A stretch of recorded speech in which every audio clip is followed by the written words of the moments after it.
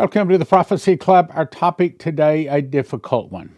Charlie Kirk, Martyr's Blessing. We're going to be talking about the Martyr's Blessing, and I want you to notice I'm not talking about any sponsors. I'm not asking for any donations. So thank you very much. Okay. In my opinion, I think Charlie Kirk was a martyr for Jesus. I think he received the Martyr's Blessing, and I bet you don't know what that is. That means he never felt any pain. He never felt the bullet hit him, nor the fall backwards, nor did he hear his friends calling for his recovery. That's what I believe. Now, I'm not going to show the video of what happened. I'm sure by now you've seen it, and if you have seen the video and of him falling, then you know exactly what I'm talking about. If you don't, go watch it. From Gateway Pundit. He was with Jesus already. Christian author Frank Turek, who was in the SUV when Charlie Kirk was rushed to the hospital, gives an eyewitness account. Watch carefully. Christian author goes on to tell TPSA founder and conservative activist Charlie Kirk was brutally murdered at the event in Utah Valley University last Wednesday, as we all know. The bullet severed Charlie Kirk's carotid artery. He bled out as the security team rushed him to the vehicle. Turek was in the SUV with Charlie Kirk and the security team as they raced to the hospital. He said, listen carefully, Charlie was already in heaven with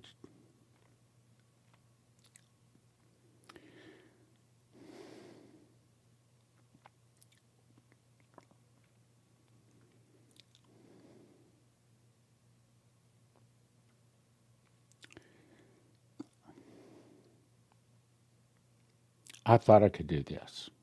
I'm going to make it through this. Charlie was already in heaven with Jesus. I believe that. He says, I'm yelling, Charlie, Charlie. Frank Turek said as he described Charlie Kirk laying down in the back of the SUV. I'm yelling, Charlie, Charlie. Said he described Charlie Kirk laying down in the back of the SUV. Charlie wasn't there. His eyes were fixed. He wasn't looking at me. He was looking past me right into eternity.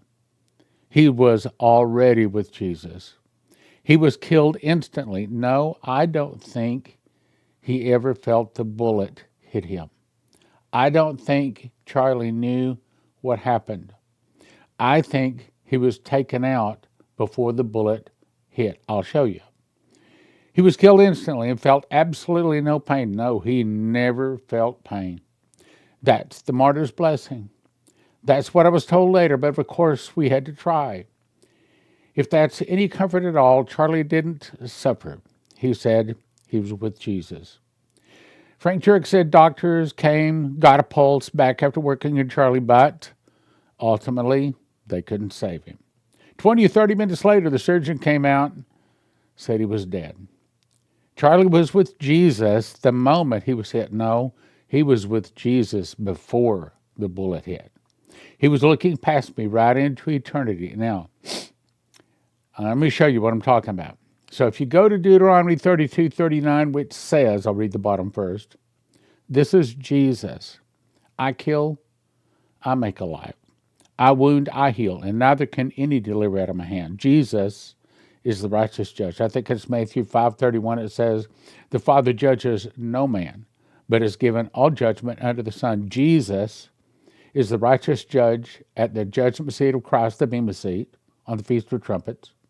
He is also the judgment, or the righteous judge at atonement, the judgment of the books of those that never heard of Jesus. He is, and always has been, the righteous judge. Now, I want you to call your attention to the top scripture because it has 6 eyes.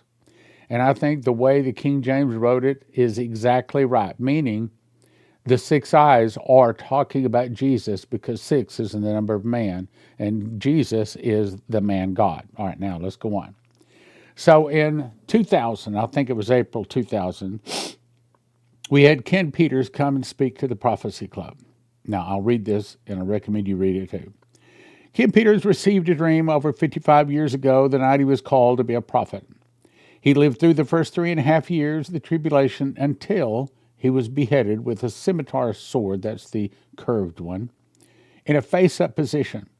He tells what it was like for Christians. Christians were monitored by their TVs, and he saw and heard them in their own home. He was shown what the mark of the beast looks like. I'll show you in a minute. It's the one behind me here. What the mark of the beast looks like, what the Antichrist looks like, and how he spreads his message on large building-sized screens, which we do not have yet. Many events in his dream have already come to pass, confirming its accuracy. Many of the 2000 making it, May of 2000 is when he made it, making it now 25 years old, this DVD, which I recommend, by the way, you do. This is one of the most popular DVDs we made. Out of the 160 speakers, 330 DVDs, this right here is in the top 5. So I'd recommend you go to watchprophecyclub.com. Go there, watch the DVD. I think you'll be stunned.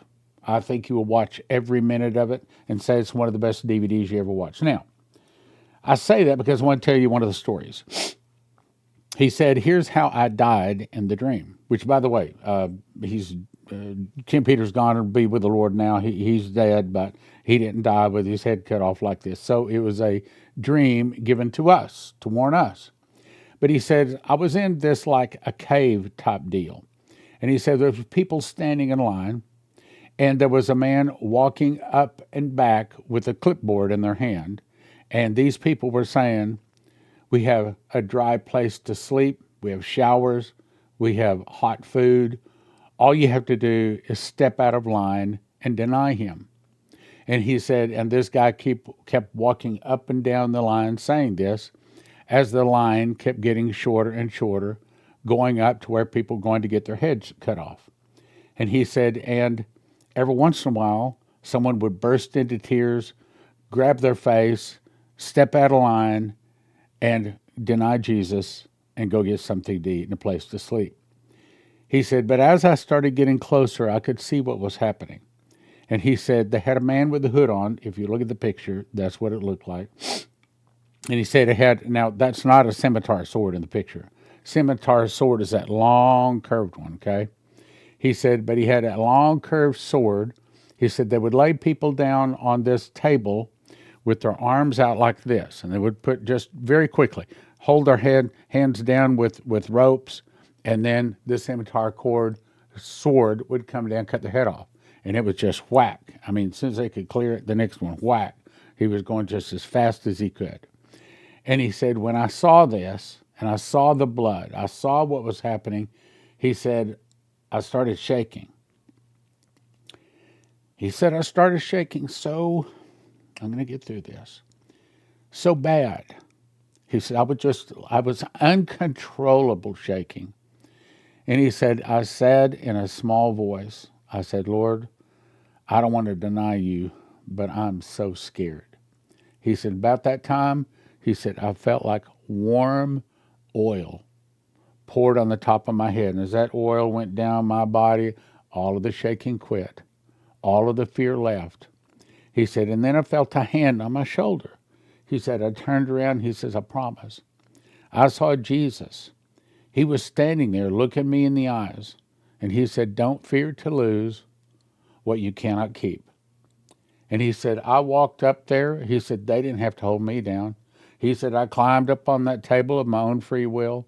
I spread my hands, my own free will. He said, and as that scimitar sword came down, the millisecond it touched my skin, that quick. In a millisecond, I was gone. I never felt pain. He said, I was gone. I was out of my body. I was hovering up above my body, looking down on my body as they cut my head off, moved my body out of the way and brought the next one up. He said, I never felt pain. I never felt pain. I think that's Charlie. I think he's a martyr.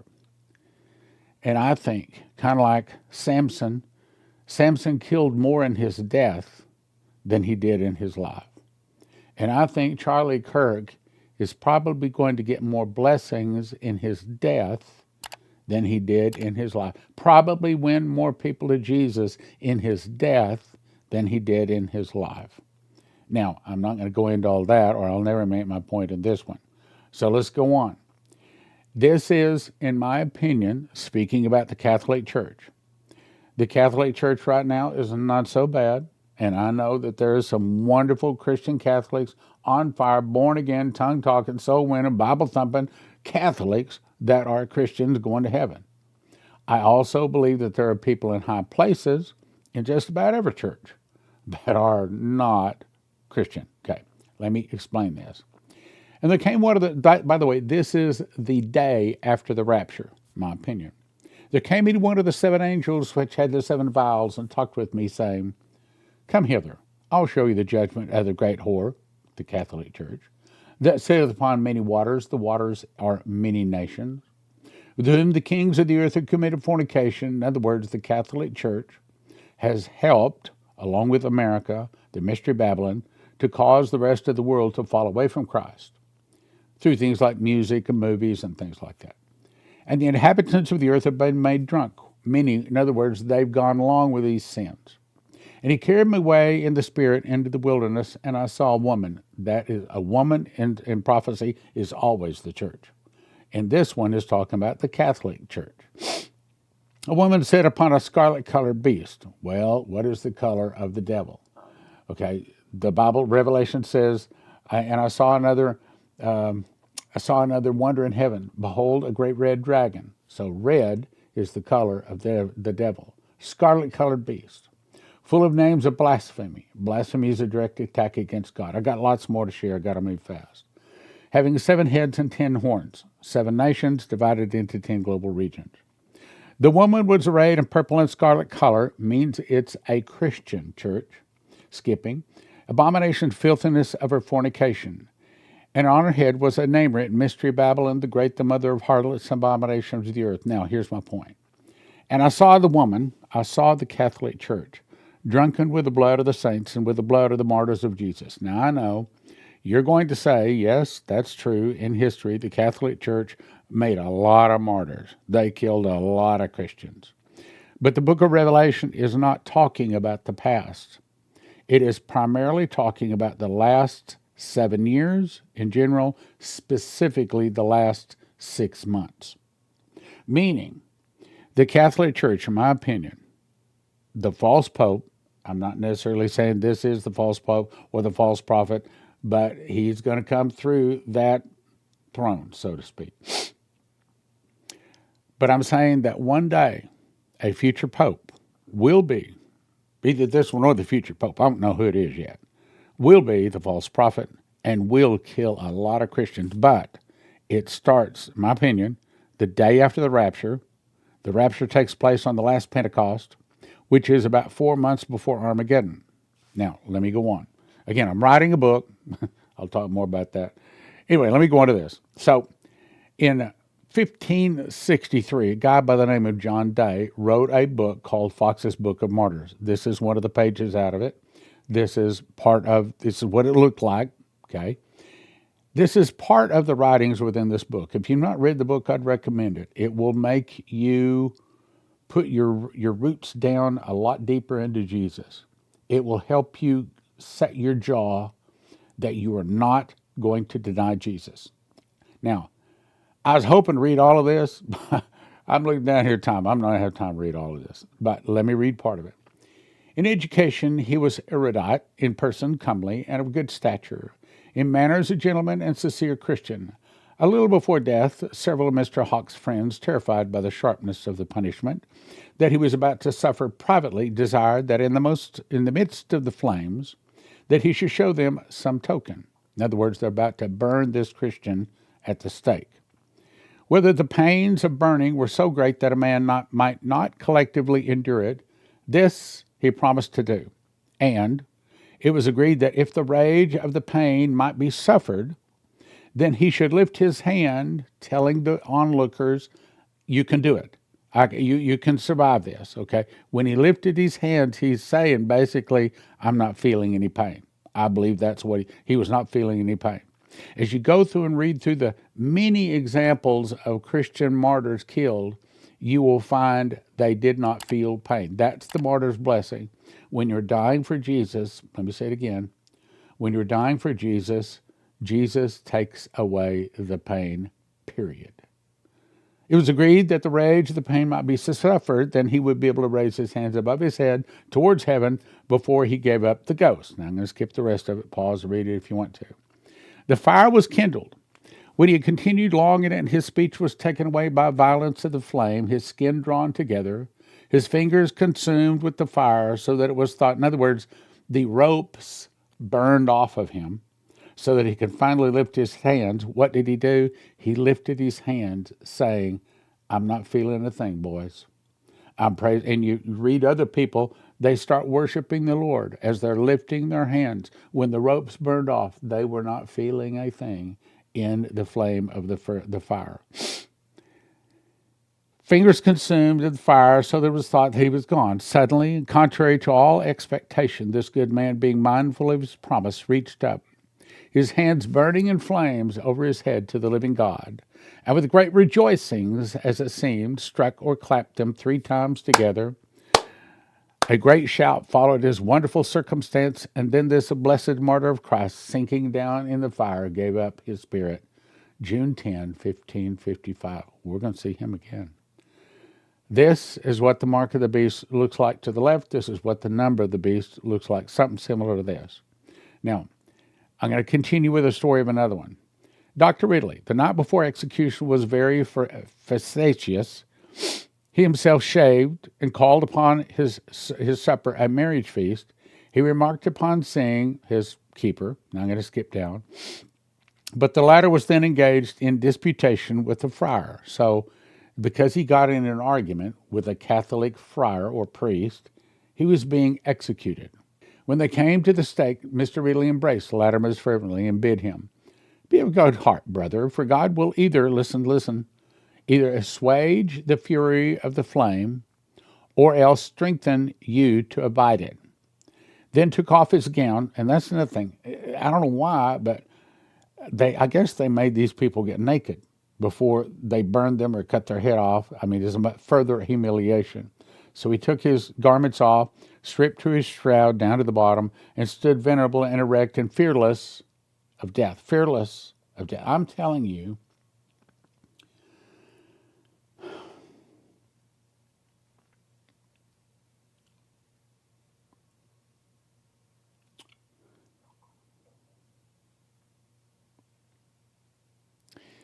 we're going to be able to do it.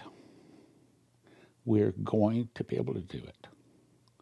We will be able to endure whatever comes.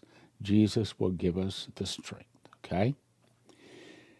Unclosed to his shirt, tied a bag of gunpowder around his neck to make sure he burned real good. A lighted faggot, which is a big bundle of sticks. In other words, make sure the fire was going real good and real big. Now laid at Dr. Ridley's feet, skipping again.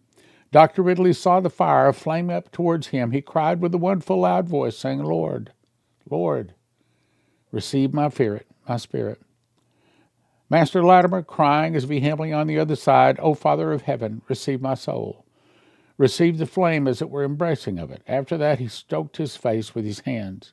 As it were, he bathed him in a little bit of the fire as soon as he died with very little pain or none. Fox's Book of Martyrs, read it. It'll help you be prepared for what is coming. Revelation 2:13, I know thy works, and where thou dwellest, even where Satan's seat is. And thou holdest fast my name, and hast not denied my faith, even in those days where Antipas was my faithful martyr. That's, brothers and sisters, that's what we have to be prepared to do, to be a faithful martyr who was slain among you. Jesus will not forgive you if you take the mark of the beast. Ezekiel 3:18-20. When I say to the wicked, thou shalt surely die, and givest him not warning, nor speakest the warning of the wicked way to save his life, the same wicked man shall die in his iniquity, if thou warn the wicked, and he turn not from his wickedness, nor from his wicked way, he shall die in iniquity. When a righteous man, here it is, doth turn from his righteousness, and commit iniquity, in other words, you take that mark of the beast, you worship the beast, and it lay a stumbling block before him. He shall die, and he shall die in his sin, and his righteousness, which he hath done, shall not be remembered. You can win a lot of souls. You can be a pastor of a church. You can start a lot of church. You can do a lot of good. But you take that mark, and you will be tossed in the lakes with fire and brimstone with the beast and false prophet and Lucifer, and you will be tormented for all eternity. Do not take the mark. And the Lord said to Moses, whosoever has sinned against me, him will I blot out of my book. Do not believe once saved, always saved. Do not believe it. Just go on.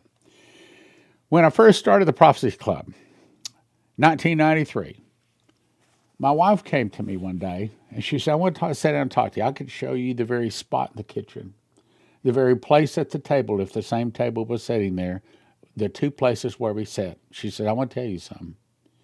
If they ever come to you and they threaten you with me or with the children or both, don't you bend. Don't you buckle. Let me just tell you, we do not belong to you. We belong to Jesus. And you do not bend, you do not buckle, you do not take the mark. You stand fast with Jesus. And we made a pact right then that we're not going to deny Jesus. We're not going to do it. So let me put you in the same place. So let's say you are standing in a line. You are in the shadow of a guillotine. You see people's heads getting lopped off left and right. Now, are you strong enough not to step out of the line? Are you strong enough not to take that mark? See, the time to decide you're not going to take it is not in the shadow of the guillotine. It's now. I recommend you go to your spouse, maybe even to your children too, and say, I want to talk to you about something. Make that pact right now. See, Dale Carnegie said, ask yourself what's the worst can happen, accept it, and try to improve on it. So what's the worst can happen? Worst can happen is you go up there, you get burned to death, or like John, the Revelator, was tossed into a vat of burning oil and boiled him to death, except they couldn't kill him. They took him out of the boiling oil. He was so ugly, they banned him the island of Patmos, where he got the book of Revelation. Ask yourself what's worse can happen, accept it, and try to improve it. What's worse can happen? You die for Jesus. Okay, then you die for Jesus, then what happens? Fear none of those things which thou shalt suffer. Behold, the devil shall cast some of you into prison that you may be tried. You shall have tribulation 10 days. Be thou faithful unto death, and I'll give thee a crown of life. Hold fast my name, and has not denied my faith, even in those days where Antipas was my faithful martyr, who was slain among you. Let me jump to another one. This is from David Phillips. Let me get right to the vision. The vision opened was of a new pope. I was standing in front of great masses of people in Italy at the Vatican, and he was high, so that he could speak to the people directly. There was great excitement in the crowd because the papacy had finally returned to Italy. He looked younger than the past popes, not frail. He was maybe in his 30s, 40s, dark hair, dark facial hair. He said, what greatly troubled me were the words he was shouting. The words were not of love and kindness with past popes. He was threatening, attacking the Protestants, shouting that the true church must rise and unite against the Protestants. He was shouting that the Protestants are not true believers, but rather unbelievers. The crowd was shouting with rage and hatred in support of him and his words. He said the penalty for them must be death. The people were in complete agreement with this. They had been called to action, and the entire world would now rise in power to kill Protestants in all nations. Again, I think this takes place the day after the rapture. The words he spoke were so frightening, I cannot explain how mere words can be so powerful in developing a reaction in you. It was unlike anything I'd ever witnessed before. Somehow, I knew in my heart that he was talking about killing us, the true believers, who are far fewer in number. I knew that what he was saying was the opposite of the truth, but the people believed him. I thought, but we are the true believers. Life on earth had changed forever.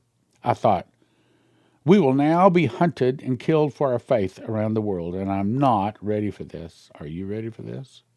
Suddenly, the vision ended. I was made to know that our only option is to run and hide. But they will discover that when all the world has turned to the beast, there is nowhere to hide. They will find you. Our only hope is to trust Jesus with our death. Jeremiah and Isaiah were shown believers were hiding in the days just before the return of Jesus. Now let me jump to another scripture. This is after Jesus had returned the final time. And I saw thrones, and they sat on them, and judgment was given to them.